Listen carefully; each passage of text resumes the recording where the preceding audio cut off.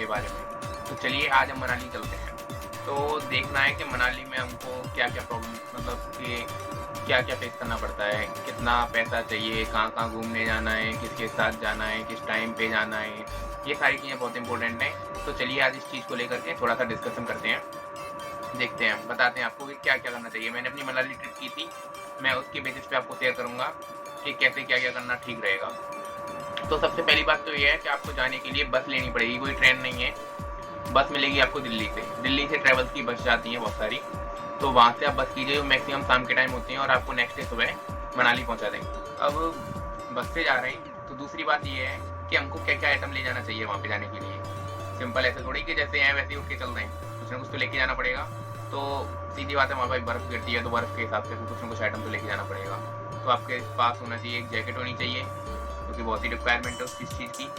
आपके पास शूज़, अच्छे खासे शूज़ लाइए, हैंड ग्लव्स रखिए, सॉक्स रखिए, एक कैमरा लेके जाइए अपने साथ गॉगल्स लेके जाइए जिनकी वहाँ ज़रूरत पड़ती है। जब भी आप बर्फ़ पे जाते हैं, वहाँ पे जो सनलाइट है वो वापस आपकी आँखों पे गिरती है, तो उसके लिए गॉगल्स रखिए, फ़ोटोग्राफ़ी के लिए अच्छे रहते हैं। तो आप जाइए, ये चीज़ें बेसिकल रिक्वायरमेंट है जिनको आपको लेके जाना है। और बाकी अपने 2-3 पेयर ड्रेस वगैरह लेके जाइए, कुछ कैश लेके जाइए, कैश की वहाँ पे ज़रूरत पड़ती है, क्योंकि ऊपर जब आप पहाड़ों में जाते हैं नेटवर्क नहीं आते हैं, तो उसके लिए आपको कैश पेमेंट भी करना होता है।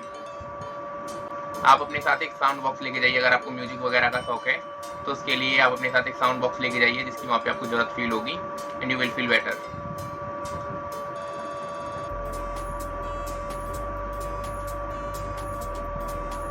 अब ये चीज़ तो हो गई कि भाई कैसे जाना है और क्या-क्या लेके जाना है। अब आती है वहाँ पे रहने की, कि रहने के लिए क्या-क्या व्यवस्था की जाए। तो रहने के लिए एक काम कर सकते हैं, या तो आप ऑनलाइन बुकिंग कर सकते हैं मेक माई ट्रिप, या फिर बहुत सारे एप्लीकेशन हैं जिनके थ्रू आप डायरेक्ट कोई प्लान ले सकते हैं कि जो आपको रहना, खाना, घुमाना सब कुछ और देते हैं। तो उस हिसाब से उनके प्लान्स होते हैं। उसके अलावा आप ऐसा भी कर सकते हैं कि यहाँ से कुछ ना करें, बस से जाएँ, वहाँ पे आपको सारी सुविधाएँ मिलेंगी। तो उसके लिए जो वहाँ के होटल्स हैं उनका क्या रूल है, वहाँ के होटल्स की ये स्ट्रेटजी है कि वही टैक्सी देते हैं, उनके पास खुद की गाड़ियाँ हैं, वही आपको घुमाते हैं मनाली के आसपास जहाँ भी घुमाना हो, वही आपको खाने की व्यवस्था भी प्रोवाइड कराते हैं, वही आपको रूम भी देते हैं। तो ये जैसे आपको करना हो वैसे आप कर सकते हैं। अब अगर बात करें होटल के खर्चे की, कि आप जहाँ पे रुक रहे हैं तो वहाँ पे कितना खर्चा आएगा, वो होटल के ऊपर है कि होटल आप किस तरीके का ले रहे हैं। बेसिकली वहाँ पे इस तरीके के होटल हैं जहाँ से आपका व्यू बाहर का पहाड़ों का व्यू होता है, बर्फ़ का व्यू होता है, बहुत सारी ग्रीनरी होती है। उस तरीके अगर आप होटल ले रहे हैं वो थोड़े से कॉस्टली होते हैं, लेकिन अगर आप नॉर्मल रूम ले रहे हैं तो वो ज़्यादा कॉस्टली नहीं होता है। ऐसा वो 500 रुपीज़ पर डे के हिसाब से आपको रूम मिल जाता है। और फिर उनके पैकेज के ऊपर होता है कि आप पैकेज में क्या क्या ले रहे हैं, कहाँ कहाँ आपको घूमने जाना है, क्या क्या खाना है, ब्रेकफास्ट, लंच, डिनर, इस तरीके से। कुछ होते हैं जो लंच नहीं देते, ब्रेकफास्ट और डिनर कराते हैं, तो इस तरीके से उनका वो खर्चा होता है। तो बेसिकली अगर आप 2-3 लोग जा रहे हैं तो 5-7 हज़ार का आपको रूम मिल जाएगा जिसमें आपको ये सारी चीज़ें सुविधाएँ मिलेंगी। अब नेक्स्ट चीज़ ये आती है कि चलो भाई मनाली तो पहुँच गए, अब मनाली में घूमने कहाँ-कहाँ पे जाएँ? अब वो अपने हिसाब से जाएगा या फिर आप अपने हिसाब से जाएँगे। तो एक तो बेस्ट ऑप्शन है, आप गूगल कीजिए कि कौन-कौन सी जगह आइकॉनिक है, कहाँ-कहाँ पे आपको घूमने जाना है, कौन-कौन से कैसे-कैसे प्लेसेस हैं। अदरवाइज़ जो फेमस जगह वहाँ पे आप मनाली में जाइए, हिडम्बा देवी टेम्पल है। हिडम्बा देवी टेम्पल पे आपको बहुत सारी एक्टिविटीज़ करने को मिलेंगी। हिडम्बा देवी जो कि भीम की पत्नी थी, उनका वहाँ पे मंदिर है, वहाँ पे जाइए। कई सारी एक्टिविटीज़ हैं वहाँ पे, मैं आपको कुछ एक्टिविटीज़ दिखाऊँगा वहाँ की कि कैसी-कैसी एक्टिविटीज़ हैं। उसके अलावा आप जाइए रोहतांग पास। कभी-कभी ऐसा होता है कि रोहतांग पास जाने का मौका नहीं मिलता, ज़्यादा बर्फ़ गिरने से रोहतांग पास बंद कर दिया जाता है। तो उसके लिए आप सलांग वैली जाइए, अटल टनल जाइए। ये सब जगह जहाँ पे आपको हॉर्स राइडिंग करने को मिलेगी, पैराग्लाइडिंग कीजिए, बोट राफ्टिंग करने को मिलेगी। कुल्लू में बोट राफ्टिंग काफ़ी होती है, तो वहाँ पे आप बोट राफ्टिंग कीजिए। और नेक्स्ट आप जाइए मणिकर्ण का मंदिर, वहाँ से 60-70 किलोमीटर दूर है। वहाँ पे मणिकर्ण जाइए, जहाँ पे आपको देखने को मिलेगा कि जो पानी ज़मीन से निकल रहा है वो गर्म पानी निकल रहा है। वहाँ पे एक शिव जी का मंदिर है, काफ़ी मंदिर हैं। जिस पानी की खासियत ये है कि वो गर्म पानी निकल रहा है। अगर वहाँ पे आप चावल डाल रहे हैं तो 1 मिनट में उबल जाएँगे। मैं आपको कुछ उनकी वीडियोज़ दिखाऊँगा आगे कि किस तरीके का पानी है, हिडम्बा देवी टेम्पल में क्या-क्या एक्टिविटीज़ होती हैं और कौन-कौन सी एक्टिविटीज़ आप वहाँ कर सकते हो। चलिए कुछ एक्टिविटीज़ के बारे में बताते हैं अब। तो एक्टिविटीज़ में आप करेंगे, जैसे कि हिडम्बा देवी टेम्पल है, वहाँ पे आपको याक मिलेंगे, याक की सवारी आप कर सकते हो। और वहाँ पे आपको हिमाचली ड्रेस पहनने को मिलेगी। वहाँ पे कुछ खरगोश वगैरह आप उनके साथ फ़ोटोग्राफ़ी करा सकते हो। आपको वहाँ पे कुछ ऐसे भी हैं कि तीरंदाज़ी वगैरह करने पे अगर आप निशाना सही लगाते हो तो आपको वो रिटर्न पैसे देते हैं, कुछ ज़्यादा देते हैं। इस तरह की कुछ एक्टिविटीज़ हैं, वहाँ पे आप कुछ खरीद सकते हैं, जैसे कि वहाँ हाथ से बुने हुए स्वेटर, ड्रेस काफ़ी फेमस हैं, तो ये सारी चीज़ें आप वहाँ से खरीद भी सकते हो। नेक्स्ट चीज़, आप जा रहे हैं तो हिमाचल में जा रहे हैं तो वहाँ की paragliding, boat rafting, zip line वहाँ पे आप कर सकते हैं कि आप एक तार के सहारे उतरते हैं, वो मैं आपको दिखा दूंगा कैसी है। और बर्फ़ में जाके आप स्केटिंग कर सकते हो, रैंपिंग कर सकते हो, जो भी आप कर सकते हो, वो सब का एडिशनल चार्ज होता है, वो सब आपके हिसाब से होता है। तो आप जो भी एक्टिविटीज़ करना चाहते हैं वो कीजिए। इन सभी का मैं आपको बताऊंगा कितना किसका खर्चा होता है। और जो सबसे मेमोरेबल चीज़ होती है वो होती है कि आप जाइए बर्फ़ पे, वहाँ पे कुछ चाय पीजिए, मैगी खाइए, ये सारी चीज़ें वहाँ की बहुत ही मेमोरेबल रहेंगी। तो just do and feel this. तो अभी हम बताते हैं कि आप कुछ वहाँ घूम लिए, फ़ोटोग्राफी की, ये सब। अगर वहाँ जाते हैं तो एक होती है शॉपिंग, जैसे कि अगर भाई आप बाहर जा रहे हो तो कुछ ना कुछ शॉपिंग तो करनी पड़ेगी।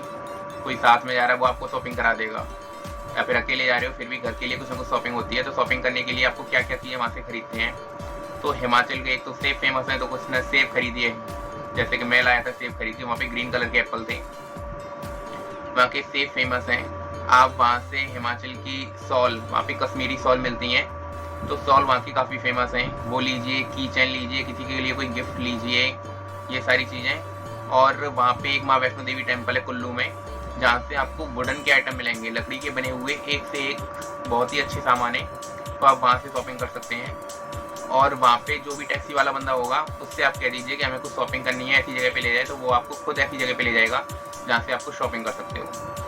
तो चलिए अब हम बात करते हैं कि भाई ये सारी चीज़ें करते हैं तो इन सब का खर्चा कैसे कैसे होता है, क्योंकि जो मेरा मेन चीज़ थी मैं आपको बताने वाला था कि भाई खर्चा कितना होता है, कहाँ कहाँ जाना है।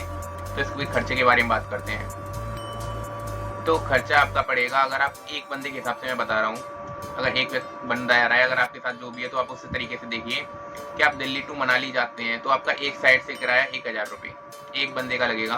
2 जा रहे हैं तो 2000, जैसे भी आने जाने का 2000 रुपये लगेगा।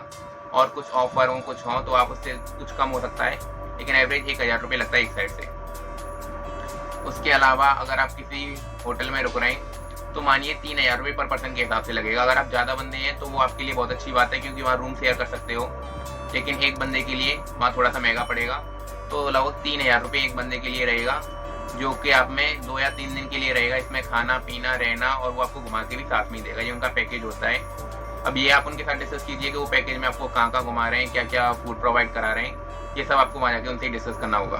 तो होती हैं कि एक्टिविटीज़ का क्या क्या खर्चा होता है। तो एक्टिविटीज़ में जैसे पैराग्लाइडिंग का वहाँ पे खर्चा होता है लगभग 1500 से 2000 रुपये, ये पैराग्लाइडिंग का खर्चा है। बोट राफ्टिंग के लिए शायद आपको 800 रुपये से 1000 रुपये के बीच पे करना पड़ेगा। जिप लाइन है, जिप लाइन में 250 रुपये से आपको 500 रुपये तक पे करना पड़ेगा। लेकिन मैं आपको ये बात जरूर बता देता हूँ कि अगर आप वहाँ जा रहे हो तो आपको बार्गेनिंग आनी चाहिए। अगर कोई बंदा आपसे 500 रुपये मांग रहा है तो उसको कहिए कि हम 250 रुपये देंगे इस चीज़ के। अगर आप ऐसा नहीं करते, सच में आप लुट के आओगे। वहाँ पे काफ़ी ज़्यादा बार्गेनिंग होती है। आप अगर आप होटल बुक कर रहे हो, कोई भी एक्टिविटीज़ कर रहे हो, आपको बार्गेनिंग करना आना चाहिए। जैसे कि मैंने जब जिप लाइन की थी, मुझसे 500 रुपये मांगे थे और 250 रुपये में वो जिप लाइन के लिए रेडी हो गया था। तो बार्गेनिंग कीजिए। वहाँ पे आपको करने को मिलेगा हॉट एयर बैलून में आप जाइए, जिसका भी 1000 से 1500 रुपये तक का चार्ज होता है। याक की सवारी कीजिए, याक की सवारी का वो 100 से 200 रुपये लेगा, जिसमें वो आपको कुछ एरिया है जहाँ पे याक पे घुमाएगा।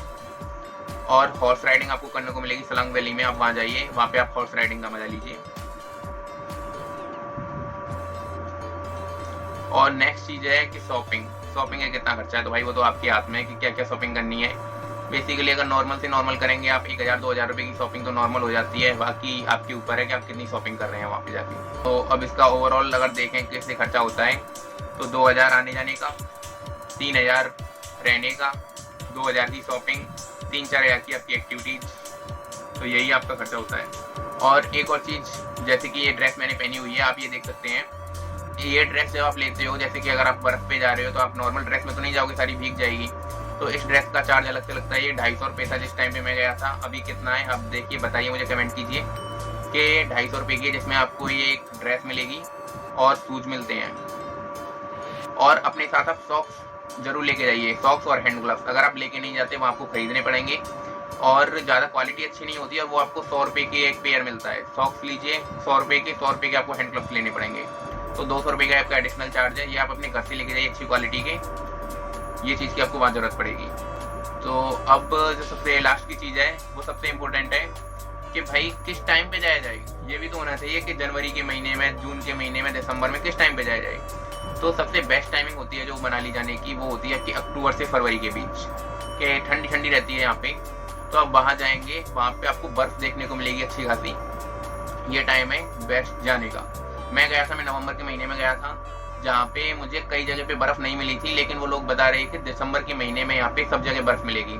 तो आप जाइए नवंबर दिसंबर के महीने में जाइए, this is the best time.